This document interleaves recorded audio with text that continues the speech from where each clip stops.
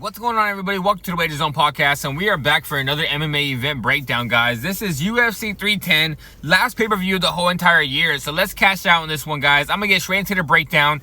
I'm not going to be giving you guys what parlays I'm going to be making. If you guys are interested in that, go check out the description after the video and see what bets I'm actually going to be making. Probably about the time, about 9 o'clock to 10 o'clock Pacific time. I will be putting those and adding those up in my description and let you guys know exactly what bets I'm going to be making. But I will be going over some of them, and I'll be giving you guys my picks for this card. But first fight of the night, guys, is going to be Kennedy Nzechuku taking on Lucas Buzukshi. And I'm going to be taking Kennedy Nzechuku, guys. I think Kennedy Nzechuku is way taller, way longer, and is going to be able to pick him apart. I think these are probably, honestly, the two worst fighters in the whole entire division. But at the same exact time, Lucas Buzukshi hasn't beat anybody besides Walter Walker. If Walter Walker was on his way of winning that fight, and then Walter Walker just fell off a train and made the wrong decision and lost the fight. But either way, Lucas Buzukshi shouldn't even be able to win a fight in this division. Kennedy Nzechuku should go out here, win the fight by knockout, keep the fight at distance, land the harder strikes, keep it at distance like I just said, move around the ring, land straight right hands, and probably end this fight via knockout. So give me Kennedy Nzechuku in this first fight of the night. Next fight of the night is going to be Clay Guida taking on Chase Hooper, and this one, guys, I'm very confident in. I think Chase Hooper is going to dominate Clay Guida. These two have went at it in a grappling matchup before, and Chase Hooper submitted him in about a minute and a half, and I don't think it's gonna take longer than that in this one, in the fight as well. It's gonna take longer than about 2 minutes in this one. If Chase Hooper goes out here, takes him down right away, gets a submission right away, I don't think there's a way Clay Guida wins this fight. Clay Guida is over the hill at this point. Yeah, he's still fighting, he's still putting on decent competition, decent matchups, but against Chase Hooper, to a guy he's lost in a grappling match already, and Chase Hooper, who is getting better striking, whose jiu-jitsu is already top notch, and a lot of people have already remembered him. This guy's been fighting since he was like 21 years old in the UFC. He's fought so many good people at this point. I just think Chase Hooper's going to win this fight in dominant fashion and probably go out here and put a highlight reel submission victory. So give me Chase Hooper to win this fight via submission. Alright, guys, this next fight's going to be Michael Chiesa taking on Matt Griffin, and I think this is going to be a very competitive fight that can go either way. I think it's going to come out probably to a split decision or maybe a decision either way. I can't really tell you exactly who I think is going to win, but I can tell you right now, I'm on the over 2.5 prop. I know the over 2.5 props are minus 200, and I'll probably be throwing that to a parlay piece. So like I said earlier in the video, keep an eye on that description later on today, and I'll show you exactly what parlay I'll be putting this in. But my play for this one's going to be over 2.5. I don't believe Matt Griffin finishes Chiesa, and I don't believe Chiesa finishes Matt Griffin. The only way I think this fight gets finished is that Matt Griffin lands one of those hard shots on Chiesa, which I don't believe he's going to be able to, and I do believe Chiesa has a chin, but Chiesa has taken some hard shots before and he hasn't dropped. So give me the over 2.5 in the Chiesa and Matt Griffin fight. I'm kind of confident in this fight going to the decision because I don't see this fight getting finished. So give me over 2.5 in this one. Alright, guys, this fight's going to be Cody Durden taking on Joshua Van, and this one's going to come down to if Cody Durden can last with Joshua Van. Cody Durden's going to come out flying in that first round, throwing heavy strikes, and if you guys want to get a better line on Joshua Van, I say bet him after the first round, because Cody Durden is going to come in there, probably win the first round, throwing a whole bunch of heavy strikes, throwing everything out, and Joshua Van's a slow starter, so this kind of works out for that way, where if you want to be on that Joshua Van side and you're not that confident in him, if you should, just like I am, I think Joshua Van's going to win this fight, but I'm not as confident in him, so I'm going to be looking at Cody Durden to go in there, win the first round, and then I'm going to be making a live bet on Joshua Van after he's plus money and get a better line on him and expect Joshua Van, after Cody Durden gasses out like he usually does, I expect Joshua Van to take over this fight later on in the fight. So give me Joshua Van to win this fight later on in the fight. I'm not going to bet it pre-fight, but I'm going to be betting it after Cody Durden wins that first round. So give me Joshua Van to win this fight after the first round on a live bet. Alright, guys, this next fight is going to be Chris Weidman taking on Eric Anders. And in this one, guys, I was on Eric Anders right before this fight was scheduled last time. But now, honestly, on this time, after I've watched a little bit more breakdowns of different people's opinions and I've watched more tape, I think Chris Weidman is going to win this fight. The only way Eric Anders wins this fight is if he takes the fight to the floor. And I was a believer that Eric Anders was going to be able to get this fight to the floor just because of the leg injury. But after I watched some training videos, more tape, watched more breakdowns of different people talking, Chris Weidman's wrestling is still there. And I've watched different tape that showed me he can still sprawl and still can wrestle. So I think Chris Weidman's going to keep this fight standing, end up winning this fight, probably standing up and landing the heavier strikes, and just like how we did Bruno Silva, landing the heavier strikes before the eye poke happened against Bruno Silva. But give me Chris Weidman win this fight, keep the fight standing, land the heavier strikes, win this fight via decision. I'm taking Chris Weidman. Alright, guys, this next fight's going to be Randy Brown taking on Brian Battle, and before this fight, I was going to be taking Brian Battle. I was going back and forth all week between Randy Brown, Brian Battle, Randy Brown, Brian Battle, but earlier today, I mean, earlier yesterday, guys, I ended up going with Bryan Battle. And then the weigh-ins came out, and I saw how bad Bryan Battle looked at weigh-ins. He didn't make weight. He missed weight by 4 pounds. He looked sucked up. He looked horrible. And now I think my play is going to be Randy Brown. Even though he's an underdog, even though I think Bryan Battle's going to have the higher output, land the heavier shots, I do believe that he's going to end up gassing out with how the weight cut is. I think the fight camps were way too close together, and I just don't think Bryan Battle's going to be able to put it together. I don't think the output's going to be there as usual, and I think Randy Brown's going to win this fight now just because the weight cut missed. So give me Randy Brown as the underdog to win this fight. Alright guys, this next fight's going to be Mosfar Evelev taking on Aljamain Sterling in the featherweight division, and I'm going to be taking the underdog in Aljamain Sterling. I think this fight's going to be going back and forth with the grappling. I think they're both going to counteract each other's grappling because Aljamain Sterling has great grappling as well, and Mosfar Evelev is the type of guy that takes you down over and over again and just wants to hold you down to the floor. He doesn't really go for a finish, but he just tries to hold you down to the floor and win a decision victory, and I don't believe he's going to be able to hold Aljamain Sterling to the floor.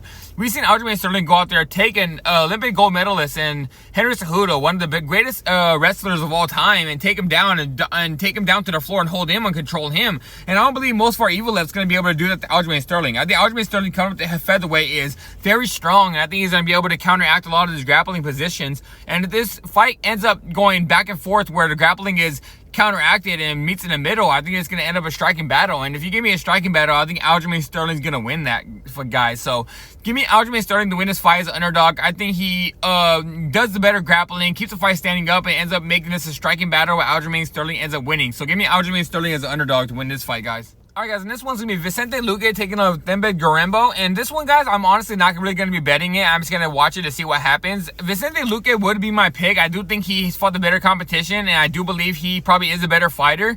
But at the same time, seems like he's old now. He seems like it's the Joaquin Buckley fight. He decided just to give up, and it made me not want to put my money on him. I do believe Luque wins this fight, but I just do not want to bet on him after that last fight where he just gave up. And Themba Gorimbo has a great story. He's very strong, but the skills are not there in my opinion. He's more of a guy that relies on strength and power more than skills. And I think Vicente Luque has the power and the skills, but it's just at this point to see if Vicente Luque is over the hill, if he's too old now, if he still wants it or not. Because if he goes out there, gets hit with one shot by Themba Gorimbo, who is very strong, and then decides to give up, he's going to lose this fight. But my pick's going to be Vicente Luque. He is the underdog, but I'm not going to be betting this one because it's kind of a scary fight to be betting. But give me Vicente Luque to win this fight. Alright guys, this next one's going to be Dominic Reyes taking on Anthony Smith, and I'm going to be taking Dominic Reyes in this one. I think Dominic Reyes knocks out Anthony Smith. I think Anthony Smith is completely washed.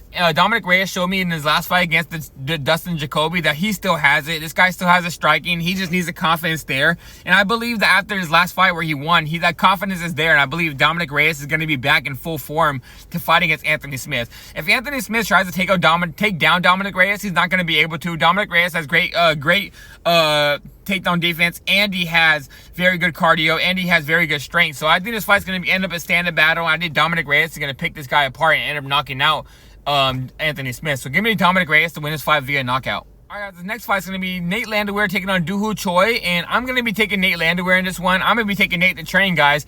I think this fight's going to come out to a dogfight where both these guys land hard shots and keep going more and more and keep throwing, pushing the pace farther into the rounds. And we all know if this fight turns into a dogfight like I do believe it's going to be, Nate Landwehr is going to win this fight. If this fight turns into a technical fight where both fighters are on the outside trying to pick each other apart and see who's a better striker, I think Doo Ho Choi is a better striker and a better technical fighter. But like I said, Nate Landwehr always makes this into a dogfight. He's going to be coming forward, pushing you up against the fence, landing some dirty boxing, landing heavy shots, uppercuts, hooks. Nate Landwehr is going to be coming in. He's not going to give no space, and he's going to make this into complete dogfight. And if you're going to ask me who's more of a dog and who can win a dogfight, give me Nate Landwehr, guys. And I'm taking Nate Landwehr to win this fight. I think he ends up knocking out Doo Ho Choi, but I'm taking Nate Landwehr to win this fight, guys. Alright guys, this next fight's going to be Bryce Mitchell taking on Kron Gracie, and Bryce Mitchell is a very heavy favorite. I do think Bryce Mitchell wins this fight because I don't see a way Kron wins. I think Bryce is the better striker. I think Bryce is a better wrestler, and I think Bryce is stronger. And the only thing Kron is better at than Bryce is he's a better jiu-jitsu guy. But at the same exact time, Bryce is a black belt under Eddie Bravo, and he's not no slouch in jiu-jitsu as well. And I just don't think Kron's going to be able to get the fight to the floor. Kron has shown that he doesn't have good wrestling, and Bryce is way stronger than him, has way better wrestling than him, and I do believe Bryce is going to end up winning this fight via knockout, or maybe even winning this fight via decision, guys. I don't think maybe they might counteract each other's They might act each other's grappling because Bryce is going to be stopping the takedowns, keep this fight standing up. But Bryce has shown he's kept up with elite strikers. Even though he's not the best striker himself, he's shown against Edson Barbosa, Leo Topuria, Josh Emmett that he can land a decent amount of strikes. So give me Bryce Mitchell to win this fight. I think he wins this fight via decision or knockout, but I do think Bryce Mitchell wins this fight.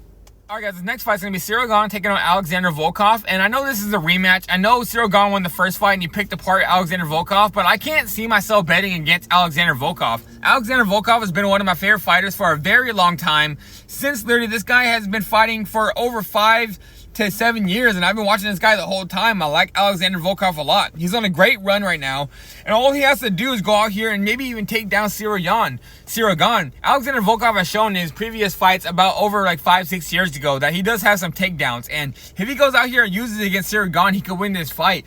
But like I'm saying, guys, if he doesn't go out here and tries to keep this fight as a technical striking battle, Ciryl Gane might win it, but I'm not going to be betting this fight most likely because I want Volkov to win so bad that I can't go see myself to bet on Ciryl Gane, and I don't want to lose my money betting on Volkov and getting even more mad that Volkov lost because I'm more heart invested into this fight, and I think I like Volkov too much. So give me Volkov to win this fight. I think somehow he pulls it off. He's on a great run. He has great striking. If he just goes out here, tries to shoot in a couple takedowns against Ciryl Gane, gets him down and mixing the striking after Ciryl Gane slows down, I think Volkov could win this fight. So give me Volkov to win this fight, but that's more of a heart pick. All right, guys, this one's going to be Shavkat Rakhmonov taking on Ian Machado Garry. And guys, I'm going to surprise a lot of people on this one. I'm taking Ian Machado Garry to win this fight, and I'm actually pretty decent confident in this one. I like Ian Machado Garry a lot.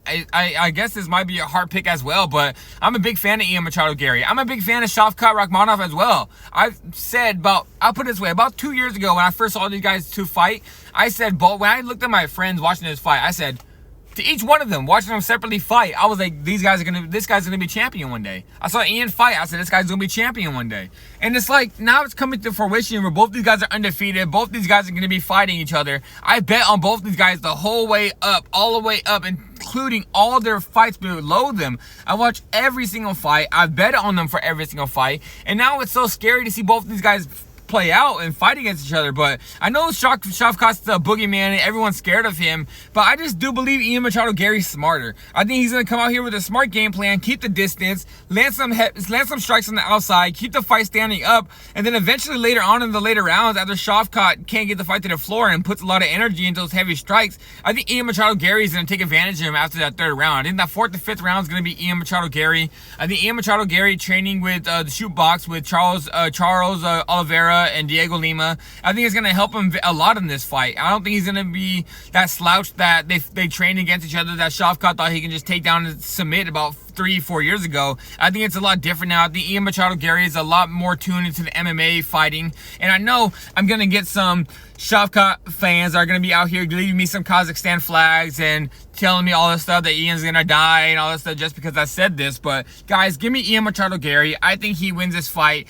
Even if Shavkat wins, I'm not going to be mad. Like I said, I'm a big fan of Shavkat, but give me Ian Machado Garry. I just believe he's going to fight a very smart technical fight and win this fight. But bet's going to be Ian Machado Garry as the underdog, guys.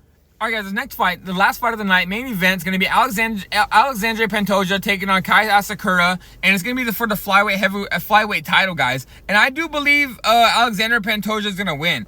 I was almost on the side of Kai Asakura winning this fight just because I saw his takedown defense against Juan Archuleta and saw his heavy striking and very quick striking. But at this point, I saw Juan Archuleta take down Kai Asakura, take his back, and end up gassing out, and I went in that fight because he gassed out. And I can literally see if Alexandre Pantoja gets in that same position, takes him down, takes his back, he's not going to gas out, and he's not going to be giving up that position. I can see Alexandre Pantoja winning this fight via submission by rear naked choke.